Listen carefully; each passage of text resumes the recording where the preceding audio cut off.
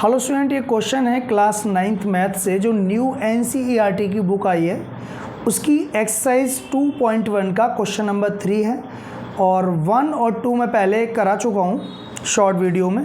तो आप ये क्वेश्चन 3 देखिए। What are the coefficient of x square and x cube in the polynomial x power 4 minus 3x cube plus 6x square minus 2x plus 7। तो हमें इसमें x square का coefficient निकालना है और x क्यूब का निकालना है। तो मैं बता दूं, तो बच्चों कोफिशिएंट ऑफ x स्क्वायर, तो हमें सिर्फ x स्क्वायर वाले टर्म पे ध्यान देना है बस। ये है पूरा 6x स्क्वायर। क्या है? 6x square. तो x स्क्वायर के अलावा यहाँ 6 है, इसके मल्टीप्लाई में जो डिजिट होती है वो उसका कोफिशिएंट होती है।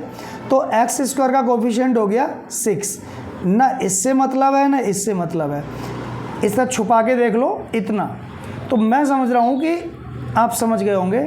6x स्क्वायर और x स्क्वायर के अलावा यहाँ क्या दिख रहा है? 6।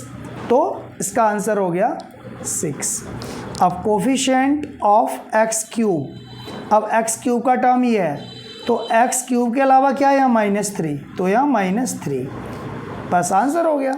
ये पहले की जो क्लास 9th की बुक थी उसमें भी थे ऐसे क्वेश्चंस और इसमें भी हैं। तो ये जो बुक आई है थोड़ी, वो बुक ज़्यादा बेटर थी मेरे ख्याल से, और ये बुक थोड़ा अब आई है तो पढ़नी तो पड़ेगी, कोई दिक्कत नहीं है, जैसे भी है आप समझिए। और समझ गए होंगे अब आप क्वेश्चन को। तो अब कोफिशिएंट को थोड़ा और समझ लो।